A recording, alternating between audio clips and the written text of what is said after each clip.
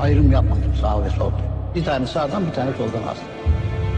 Yıkılmadan ayaktayız. Bunu tekrar söylüyorum. Bu ödülü tüm Türkiye halkı adına alıyorum.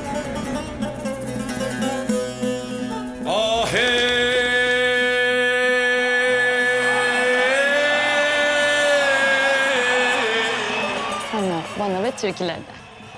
Bir dakika. Bundan sonra sigara da yok aramızda. Sen, ben ve Türkülerim. Söz mü? Mavzerleri, mavzerleri, türküleri söyle.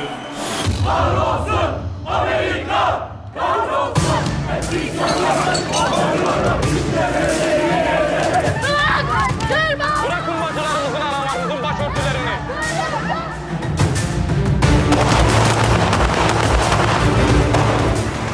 Korkuyor musun? Korksam kaçardım. Asıl üzen faili meçhulleri bizim arkadaşların sırtına yıkmaları. Öldüğünde oradaydın değil mi?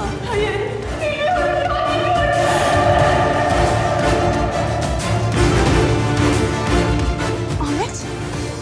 Ben gönlümü sana verdim. Sazım da gönlüm de sana emanet.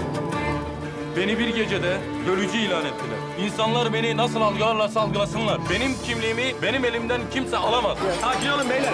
Müsaade eder misiniz arkadaş? Akıllı olacaksın bu ülkede, akıllı. Hadi yap. Ne yapacaksın? Hadi oğlum, hadi. Kavganın biçimi ne olursa olsun mutlaka bir barış umudu vardır. Beni korkutarak yıldıracaklarını zannediyorlar. Benim korkum gittiğimde ülkem beni yanlış anlayacak. Kırgın olacak bana.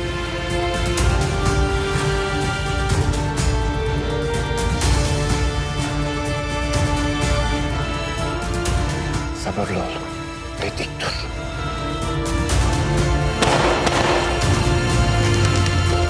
Ben ne vatan hainiyim ne de bölücüyüm. Ben bu vatanın sevdalısıyım.